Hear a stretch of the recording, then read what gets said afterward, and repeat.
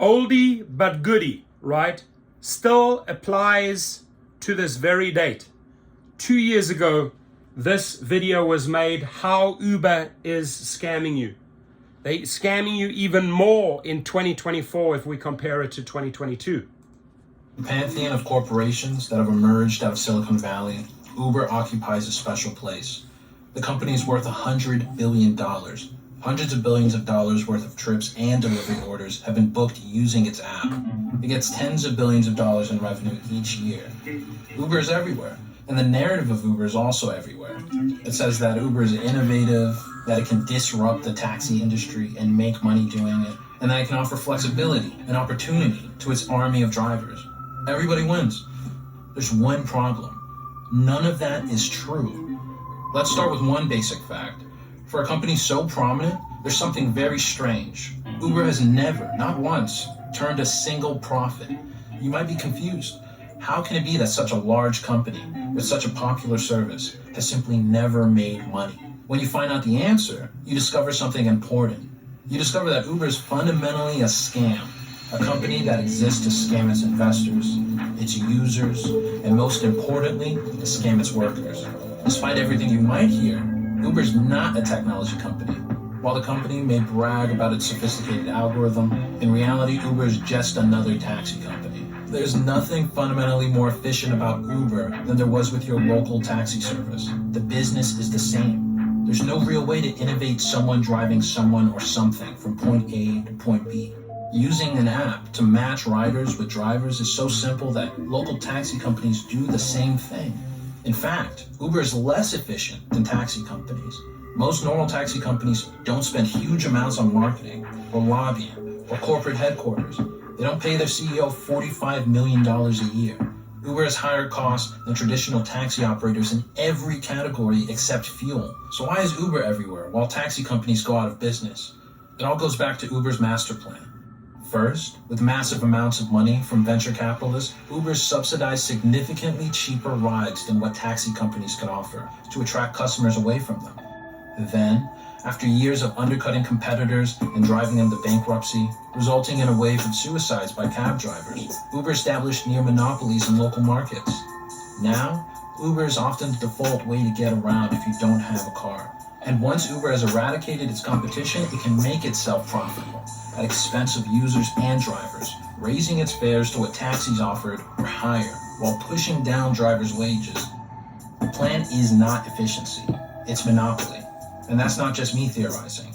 A 73-page article in the Transportation Law Journal took a deep look at Uber's business and concluded one thing. Uber has no ability, now or in the foreseeable future, to earn sustainable profits in a competitive marketplace. Uber's investors cannot earn returns on the money they invest without achieving levels of market dominance that would allow them to exploit anti-competitive market power. So that is Uber's grand plan. It is not increasing the productivity or efficiency of the industry that it's in.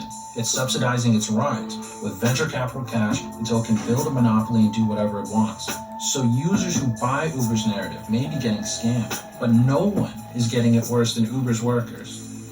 So, Uber relies on classifying drivers as independent contractors. In the United States, that means an individual provides services to a company, but is independent of the company and its control. Uber says that because drivers can choose what work to accept and for how long, they're fully independent. Now, most of Uber's workers drive part-time, but they actually do relatively little driving, and 90% of them quit each year. The majority of Uber's labor is done by a smaller group of workers who drive full-time for the company. So who are these drivers? In cities like New York, the vast majority are immigrants from places like India, Bangladesh, and Haiti. They desperately need cash to support their families and send remittances back home. These are people at the very margins of our society. And how does Uber treat them? Uber treats them like a pool of cheap labor, easy to exploit and then discard. Uber's always been clear about one thing. It does not care about its drivers. At Uber's green light centers, where drivers register with the company, on the money. It does not care about its drivers, right? This is noise. The only time we really got to the CEO, to the decision maker, the boss, Dara Khosrowshahi, was when we applied pressure on Valentine's Day in 3 countries. Is all over the news. It's the only time ever he has acknowledged us and said we need to win the drivers' loyalty back. We took them for granted. His own words, right? It's the only time he ever reached out to drivers. Still, to this very day, he has not offered a solution how to win our loyalty back. We haven't heard anything. So we're going to keep on bringing these protests to the headquarters because they certainly make a lot of noise and they get a lot of news. And we just need to keep the pressure up, ladies and gentlemen. They were not even allowed to enter bathrooms reserved for employees. In fact, when Uber was talking about how it would become profitable, it stated clearly that it wanted to get rid of its drivers and transition entirely to self-driving cars. And this is 2 years ago, right? Yesterday, Waymos started driving in LA. When I was at Uber and Lyft headquarters in San Francisco for the protest on April the 1st, I saw these damn things driving around. No driver inside. This is real, and this was said 2 years ago. But Uber's technology was so bad that after burning billions of dollars, it had to give up. So for now, Uber is stuck with its drivers. And in order to appear like it's coming closer to profitability, it's been cutting their wages since 2015. Whenever Uber increases its cut from each trip or reduces the minimum rate for drivers, its margins improve by that much immediately. As a result, Uber drivers regularly earn less than the minimum wage. After taking hidden costs like fuel into account, the average Uber driver earns a little over $9 an hour, about 50% less than what taxi drivers made before Uber. In fact, half of Uber drivers live at or below the poverty level. 20% of them have to use food stamps to survive. Unable to afford a home, some drivers even sleep in their cars. Drivers with nothing to their name get trapped in predatory car rental schemes promoted by Uber. They garnish your wages until you've paid it off with interest. Hurts. One study from Georgetown found that a third of drivers reported falling into a debt trap. Some ended up earning less than $5 an hour. And because its drivers are technically independent contractors, Uber can avoid pesky requirements like minimum wages, health insurance, or paid sick leave.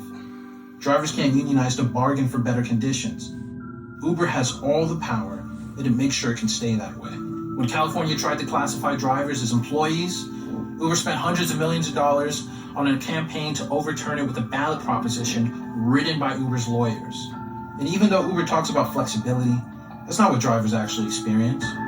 Drivers may not have physical bosses to order them around, but they're ruled by something even worse, an algorithmic overseer that's more intrusive than any flesh and blood boss could ever be. Uber's only actual innovations are in surveilling and disciplining its workforce. They're always watching, monitoring driving behavior, calculating fraud profiles, using invisible secret functions to discipline drivers as well as customers. Fall below an arbitrary threshold for ratings? Fired. Reject too many trips because you don't want to lose any money? Fired. Did a customer make a false report? Fired. So that's the freedom that Uber... By the way, what I put together in the last 4 years to fight exactly what he's just been talking about, fired, wrongful deactivations, we hit them with lawsuits, my friends. We hit them with your damages, right? At Gig Rocket, the link is below. So if you were wrongfully deactivated for any of those reasons, we file the appeal and we hit them hard where it hurts them most, in their wallets. So sign up below if you want to get back on the platform at Gig Rocket.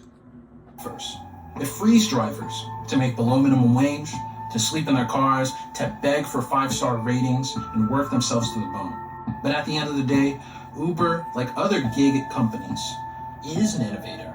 Not in technology, but in exploitation. It's leading the war against labor in ways other companies never thought possible. It oversees a pool of atomized, ultra-exploited laborers, writes its own regulations, and has done it all without earning a single cent of profit. Imagine what sort of world they'll need to start making one. I'm Edward Anguissa Jr., staff writer advice for the Gravel Institute.